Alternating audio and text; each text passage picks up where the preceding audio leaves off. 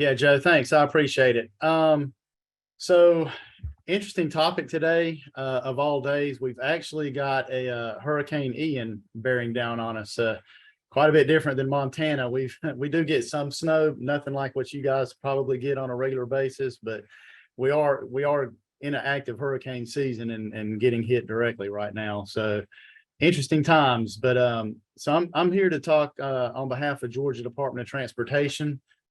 Chad Hendon sends his apologies. He was originally slated to do this presentation today, but obviously there's a lot going on in the state right now as far as coordination. But the CHAMP program, this was actually started in 2016, back in November of 2016. We started patrols in 2017. So this program, we had the benefit of partnering with GDOT's HERO program.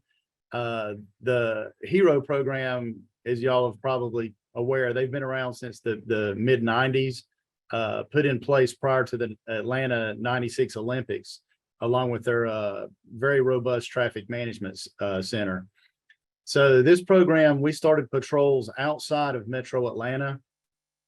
This was right out of our contract. So one of our big things when we started out was roadway clearance, clearing debris, tagging vehicles, trees and other items that could be affecting the roadway. Traffic incident management was a big part of our push when we initiated this program, providing temporary traffic control at incident scenes, coordinating with first responders, updating the traffic management center. A big part of it was also motorist assistance. If it was a gallon or two of gas, changing tires, jumping batteries, minor things that we could do to keep motorists on the interstate moving and get them at least to the next exit, if not to their destination. If it was something outside of our scope or what we could do, we typically would just call rotation tow. We didn't call them directly. We called the either state highway patrol or the law enforcement and had them, oops, am I not sharing? Hey, Brian, you weren't sharing. I'm happy to do it from my screen or go ahead and do it from yours. Yeah, let me see. I forgot to hit the share button. My bad. Looks great. It's showing up now. Sure is. Thank you so much. I appreciate that. So again, this program started in 2016. We started patrolling in February of 2017. The motorist assistance was a big part and really, where we got a lot of our positive press and outreach. But integrating with the traffic incident management community with the first responders was a big part of this program. One of the things that has steadily grown, and I'll show you a lot of stats on this, was our roadway maintenance assistance. So this is a little over 1,000 miles of rural interstate outside of Metro Atlanta. So that's been a big component of our program. We run operations 365 days a year, 7 days a week, including holidays. Our patrols, we run 2 shifts, and the total time for our patrols is 6 a.m. to 10:30 p.m. Again, 7 days a week. We also respond after hours. So if there's major crashes, major things like a storm coming in or even planned events, we will switch our 8-hour shifts to 12 hours and patrol overnight as needed. Or if something happens between 10:30 p.m. and 6 a.m., we have on-call staff that can come out and respond with temporary traffic control or quick clearance techniques. We also have, as part of this program, we expanded the Atlanta Traffic Management Center and our Thomaston Center down in Central Georgia to include a dispatch center in all 6 of the GDOT districts that we operate in. District 7 is the Metro Atlanta region, so they already have the Atlanta TMC and HERO.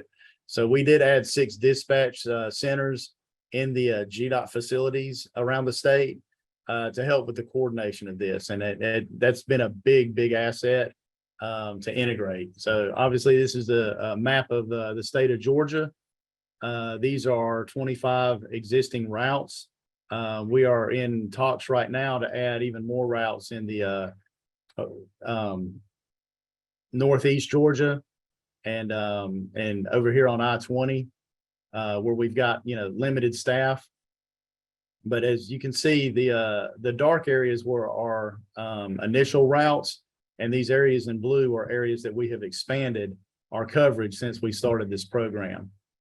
So we've had a lot of growth in this program in the last 6 years since we started it out. Just some facts and figures.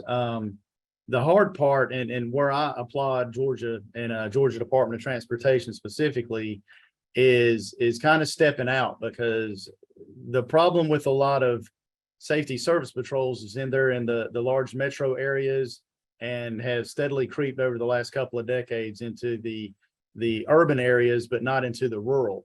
So Georgia took a big leap of faith, funded this program with maintenance money, with GDOT maintenance funds, but the steady growth of the program, especially over the last 3 years, has been exponential.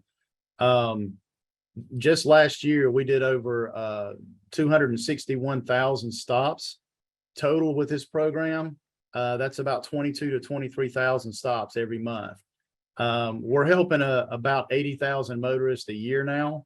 That is a tremendous amount of broke down motorists in rural Georgia, where, as they talked previously, there's not a lot of resources out there. Response times are extremely long. Our average route is about 40 miles. So our response times are just over 21 minutes. But the little note up in the corner, that's on the ones that we're dispatched to. So we have a very elaborate 511 system where motorists can call 511. And Georgia is one of the unique states where you can actually talk to a live operator.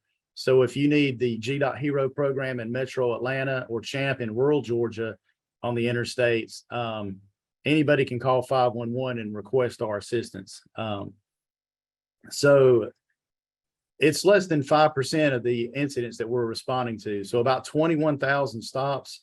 Our average response time is somewhere around 0 to 1 minute. We find 21,000 stops. We find the needle in the haystack versus getting dispatched to it, because we're on a constant patrol on these 40-mile average routes. So just a quick breakdown. About a third of what we respond to is debris in the roadway. That does include the shoulders. Roadway maintenance, it's a third of what we're responding to, about 90,000 stops a year. And I'm going to run through some of these things to help maybe, get some of you guys to justify a rural safety service patrol like this program. Motorists Assist, that's a quarter of what we do, about 65,000 motorists a year on average. That's a big number of people that are broke down on the side of the road that need help. Tagging a lot of abandoned vehicles, about 8% of our stops, a little over 20,000 of those a year. Just my personal opinion, abandoned vehicles are 3,000 plus pounds of debris sitting out on your roadway. So it is something that doesn't need to sit out there any longer than possible. And then crashes. If you're trying to justify a rural safety service patrol with crashes, it's probably not going to happen. It's only about 2%. About 6,000 stops a year that we respond to that are crash related, putting out temporary traffic control in the rural areas. I'll be honest, the first responders are pretty good about getting to the scene. We found that, especially during COVID, that it's better for us to provide advance warning. We don't have a lot of ITS. We don't have a lot of overhead message boards. So typically we'll go upstream of the backup to mitigate secondary crashes from happening, and have been very successful with doing that. So just to put it into a statewide perspective, the upper right side of this is a heat map of our crashes last year. So you can kind of see, of our Motorists Assist last year.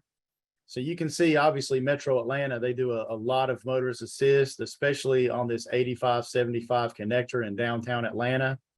When you get outside of Metro Atlanta, some of these areas are patrolled, or a lot of them, by GDOT CHAMP. This is Macon, Georgia.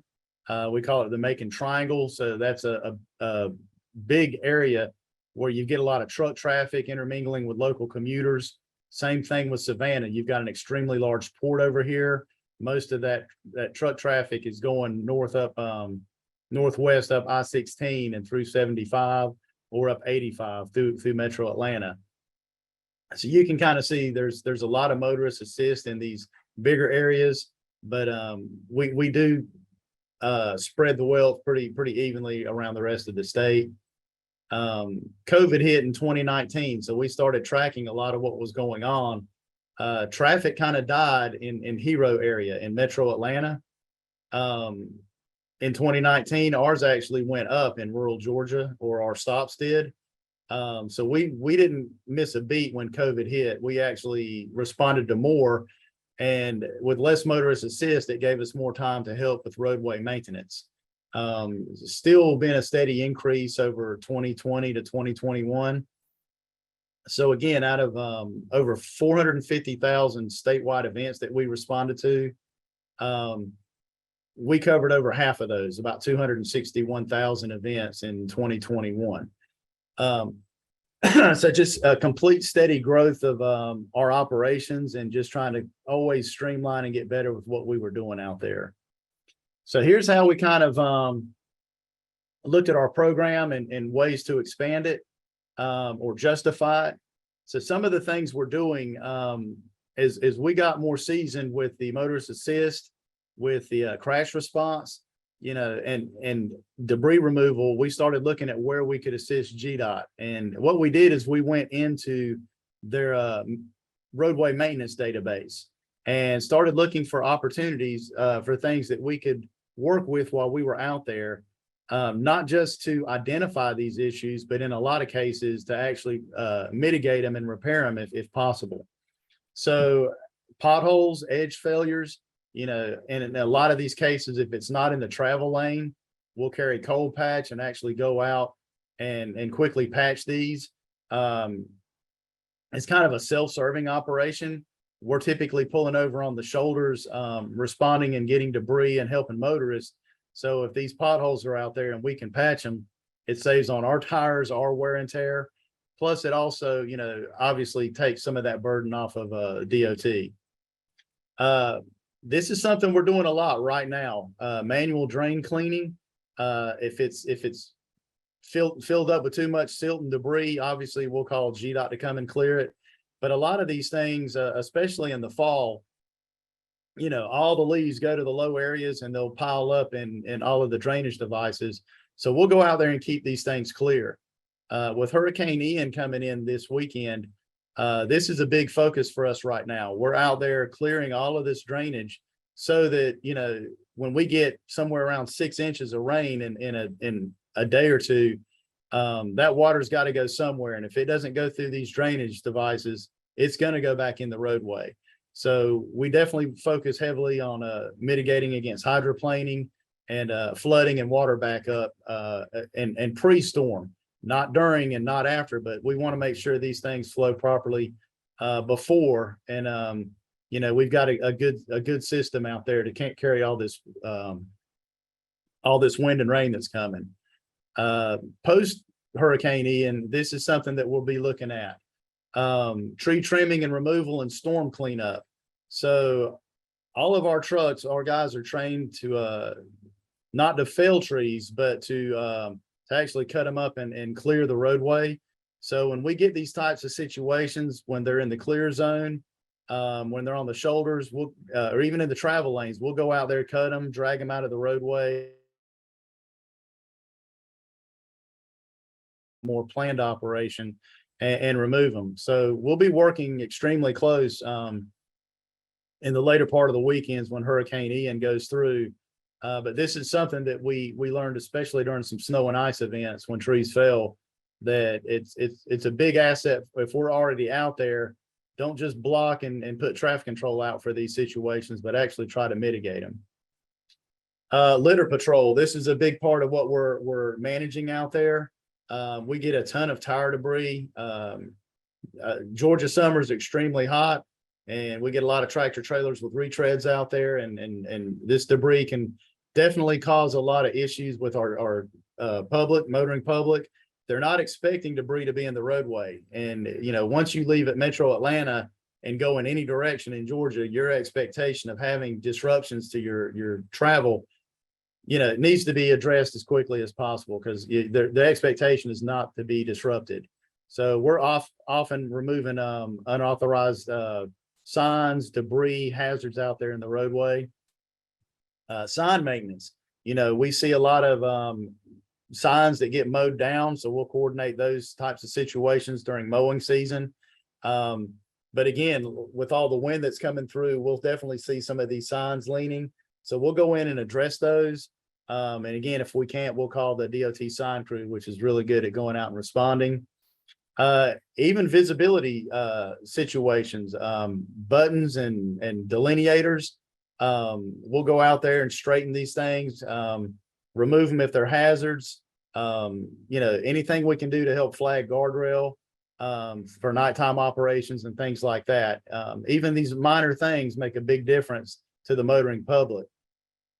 And then I've already talked about it, the inclement weather responses. So we've responded to every one of these thunderstorms, flooding, tornadoes, especially after hurricanes, you can typically see some tornadoes. And then especially in the northwest side of the state, we've got some mountainous areas. So we actually do get snow and ice in Georgia quite a bit in the winter. So we've seen quite a few of these. Last year was no exception. We did have 2 major snow events that we responded to. So not whole seasons like we get in the north, or in the west. But typically our storms last a few days, and we can go in there and ramp up our staff and assist where needed. And then obviously crash response. It's a small component of what we have. We don't get the volume of crashes that you get in Metro Atlanta like you have with the hero units. But when we have them, typically they're very high speeds. The severities are very high. And if you don't respond to them and mitigate the backups with advanced warning, your secondary crashes are often a lot worse than the initial crash. So this is something that we really focus on very heavily.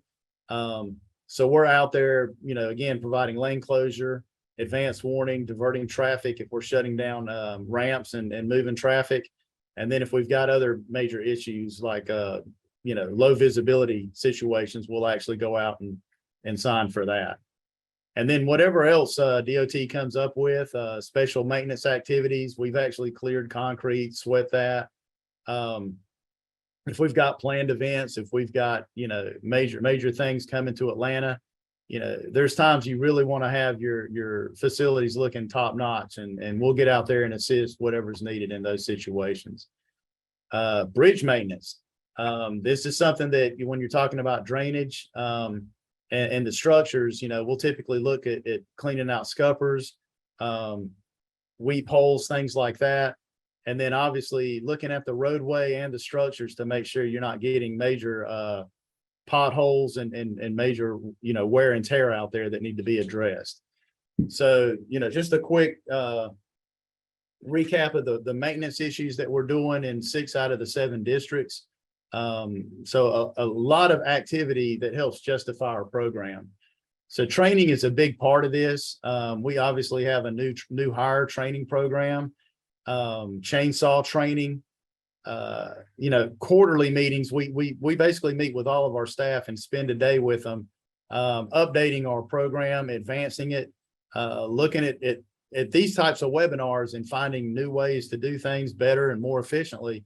So I appreciate all of you guys attending this, because this is where I got a lot of our skills and a lot of our resources. But again, crash response, it's a small component in rural, but when you need it, it's definitely there. So don't put all your eggs in that basket. Some of the benefits of this program, if you're looking into putting this in your state, we have a single hourly rate for our operators. If they're patrolling, we have a single rate with a fuel escalation. That's the only variable on this program. It's nice for GDOT because our contract is already in place. If they need us to patrol longer hours or they need more operators, we are contracted, so they can just, pull the trigger, hit the easy button, and we can staff up as necessary. Again, we've got a management and a supervision staff that's in place. It did drastically increase Georgia's coverage with Safety Service Patrol and dispatch monitoring. So it definitely helped us with our statewide coordination in Georgia. Our reporting is much better. Our coordination with first responders and 911 centers has gotten a lot better. And obviously we're tied in directly with the local GDOT maintenance forces, which has been a huge benefit to this program. The other thing is with an hourly rate, it's easily expandable. If we need additional services, additional times or additional resources, it's basically just, a point and click type situation. So with that, again, Chad Hendon apologizes he wasn't able to join today.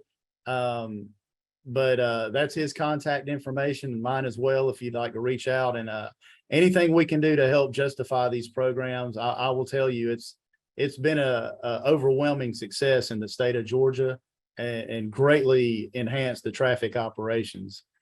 So with that, Joe, I'll turn it back. I appreciate it. Great. Yeah, thanks so much, Brian. Very good presentation on what's going on in Georgia. So again, just a reminder, we'll save our questions for all the panelists to the end. We have one more presentation, but if you have any questions that come to mind, feel free to enter in the chat box. Looks like we have one already. We'll get to after our next presenter. So our next presenter is Jana Suamala, who is from South Dakota DOT, who will be sharing their experience surrounding the Sturgis Motorcycle Rally. So with that, I'll turn it over to John.